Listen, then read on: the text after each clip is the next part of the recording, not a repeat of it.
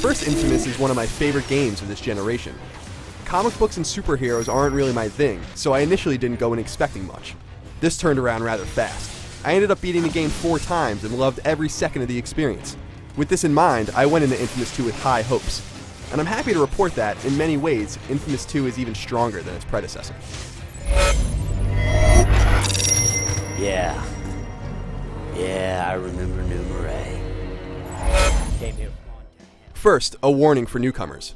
There's an expectation in Infamous 2 that you are already familiar with the events of the first game. So if you're wondering, I definitely recommend playing the first game before you attempt the second. With that said, Infamous is about Cole McGrath, an ordinary person who is given superpowers by a mysterious device known as the Ray Sphere. At the start of Infamous 2, Cole gets his butt kicked by the Beast, the same dark force that was prophesized in the first game. Now Cole is searching for a way to become stronger, and the key lies in a brand new city called New Marais. Infamous 2 has an incredible, deep story that's driven by a strong cast of characters. Fans will definitely be pleased. Wow, that's quite a fan base. These people take you seriously, man. The city of New Marais looks great. It's much more of a living, breathing locale than Empire City ever was. There's a nice diversity to the locations, and the city is very fun to explore with Cole's trademark acrobatics. The game looks great with fluid animation and a distinct art style, and while I certainly miss Cole's voice actor from the original Infamous, Infamous 2 nonetheless totes an impressive array of compelling voice acting. The Beast is coming, and I will be ready.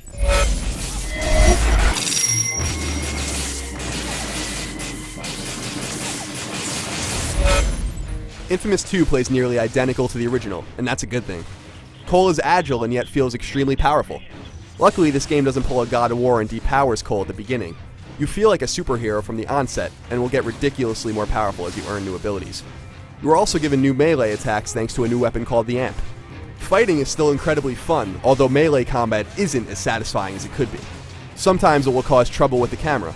A sporadically wonky camera is actually my biggest problem with the game, although even that doesn't detract too much from the overall package. Just like the first game, you can play Infamous 2 as either a superhero or a supervillain. Key choices in the game will affect what powers you get or how the city treats you. You also have the option to randomly save citizens or terrorize them, depending on your preference. Having the power to affect the game's outcome with your choices is pretty awesome, especially since you'll have to play the game twice to see everything the game has to offer. One of the bigger additions to the series is the inclusion of user-generated content. Players can create their own special missions and share them online.